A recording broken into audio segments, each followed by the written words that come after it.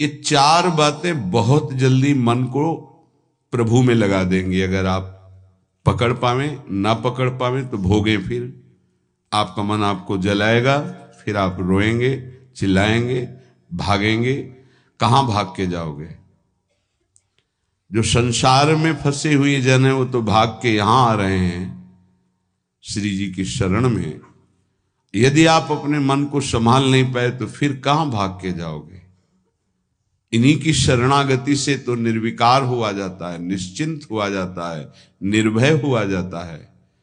इनके चरणों को छोड़कर कहां निश्चिंतता होगी, कहां निर्भयता होगी? पहला, बिल्कुल ये जीवन की वो दवा है जिससे आप बिल्कुल ठीक हो जाएंगे यदि ये जीवन में उतार लें तो। हृदय में लिख लो, दिमाग में लिख लो, किसी नोटबुक में लिख लो, जो आप रोज स्वाध्याय करें। पहला, जहां जहां मन जाए, जिस वस्तु व्यक्ति स्थान में तत्काल अपने प्रिया प्रीतम की भावना कीजिए। ये राधा वल्लभ लाल जी है। क्योंकि ये व्यक्ति पहले भी नहीं था, बाद में भी नहीं रहेगा। बीच में जो व्यक्ति दिखाई दे रहा है, ये व्यक्ति नहीं, मेरे प्रभु है। वस्तु नहीं, मेरे प्रभु हैं। ये स्त्री नहीं, ये प्रभु हैं। ये पुरुष नहीं, ये प्रभु है। ये पापी नहीं, ये प्रभु हैं। ये महात्मा नहीं, ये प्रभु हैं। मान लो, सवाल हल हो जाएगा। दूसरा, जहां जहां मन जाए वहां वहां मिथ्यात्व भाव करके, हे सब माया का विलास, राधा वल्लभ श्री हरिवंश, राधा वल्लभ। और मन का एक स्वभाव है, जहां हम परिचय उसका ये जान जाते हैं स्वभाव का, तो हम उससे शासन में ले लेते हैं। लोग परिचय नहीं जानते हैं। जीव ही आप जानेंगे, ये भागाते हुए आ जाएगा। इसको सेकंड में भी कम समय में अधीन किया जा सकता है, और पूरा जन्म लग जाएगा फिर भी अधीन नहीं कर पाओगे। बात को समझिए। ये एक सेकंड में विश्व ब्रह्मांड में कहीं भी यदि इसका परिचय है, वो तत्काल पहुंच जाएगा। वायु भी इसके समान वेगवान नहीं है मन। अगर अमेरिका गए हैं, आपने वो दृश्य देखा है, कोई एरिया, महल, घर, जो भी, एक सेकंड के कम हिस्से में वो पहुंच जाएगा। ऐसे मन को प्रभु में लगाने के लिए जहां मन जाए, और जाना कि गया, इतना सावधान साधक होना। गया, वो तत्काल आ जाएगा, उसको बुलाना नहीं पड़ेगा, वो तत्काल लग जाएगा। राधा वल्लभ श्री हरिवंश, राधा वल्लभ श्री हरिवंश, राधा वल्लभ। हो सकता है 5 बार न कह पाओ, फिर भाग जाए, फिर उसे लाना है। इसे कहते हैं अभ्यास योग। अभ्यास योग युक्तेन चेतसा नान्यगामिना। एक दिन ऐसा आएगा, नान्यगामिना, ये जाएगा ही नहीं, ये नहीं जाएगा। फिर दिव्य शाश्वत परम पुरुष की प्राप्ति इसी से हो जाएगी। तीसरा, हमारे मन में जो सही स्फुरणाएं हो रहे हैं उसका सपोर्ट जरूरी है। विरोध से ही मन केवल काबू में नहीं होता है, सपोर्ट जरूरी है। अब सपोर्ट शब्द से कितना मन प्रसन्न हो रहा है, हर्षित हो रहा है, उस बात का सपोर्ट जो गुरुवाणी, शास्त्र, संत जनों की वाणी, उसके अनुकूल वो बोल रहा है। चलो आज हम तुम्हारी बात पूर्ण कर देते हैं। वो कहता है मुझे आज मीठा खाने की बहुत इच्छा है। ठीक है, हम श्री जी को भोग पधराते हैं, नाम कीर्तन करते हैं, आचमन कराते हैं, फिर उसको पा लेते हैं। बिल्कुल वो आपको भजन में विरोधी भाव नहीं पैदा करेगा। कहीं कहीं मन को सपोर्ट करना है, वो कहीं कहीं शास्त्र सम्मत गुरु आज्ञा के अंतर्गत सपोर्ट जरूरी है, जरूरी है। बिल्कुल विश्वास मानिए, ये 4 बातें जो बता रहे हैं ये जीवन की धरोहर है जो आपको दे रहे हैं। चौथी बात, जो शास्त्र विरुद्ध दोष वाली सलाह दे रहा है, बिल्कुल नहीं, बिल्कुल नहीं, बिल्कुल नहीं।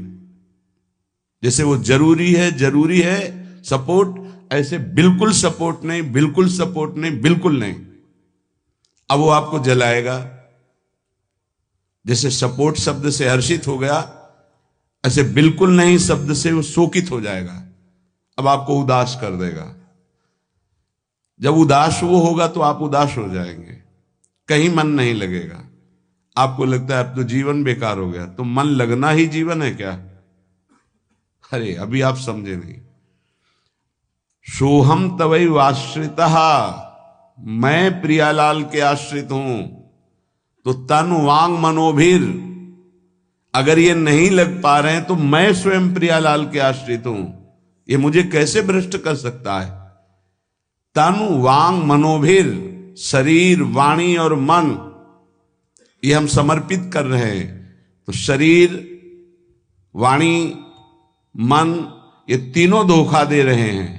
शरीर बीमार हो गया है, जबान खराब हो गई है, मन गलत चिंतन करा रहा है, तो हमारा बाल बांका भी नहीं कर सकता, क्योंकि सोहम तवै आश्रिता, मैं स्वयं प्रियाजू की शरण में हूं।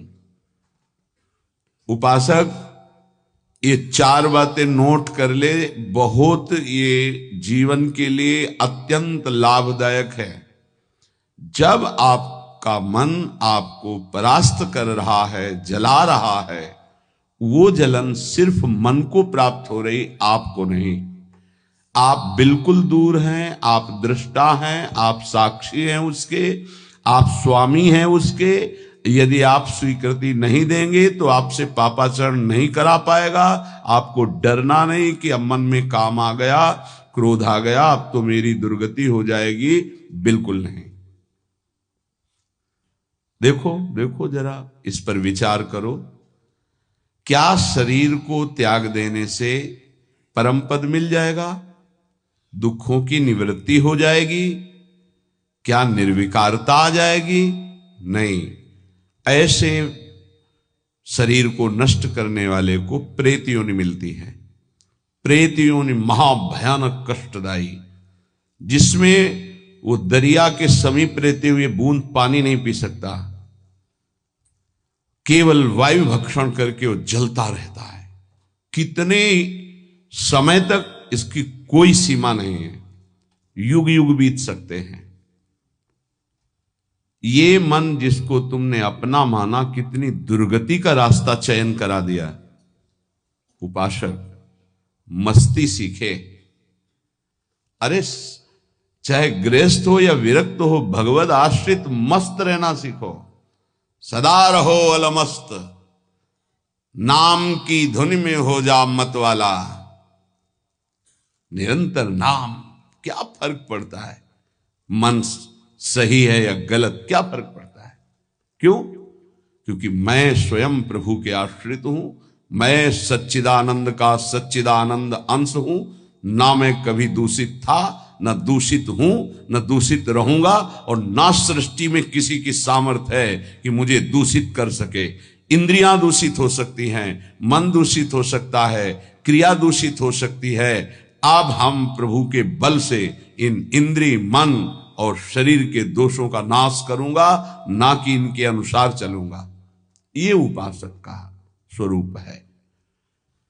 व्यथा इंद्रिय प्रमथन स्वभाव वाली, मनुष्य प्रमथन स्वभाव वाला, इनके मथित होने पर, मनमथ नाम है काम का, वो इनमें बैठ करके ऐसा प्रमथन करता है, ऐसी व्यथा उत्पन्न करता है कि साधक का तदात्म भाव होने के कारण वो असहनीय हो जाता है और वो गलत संकल्प और चेष्टा में उतर जाता है।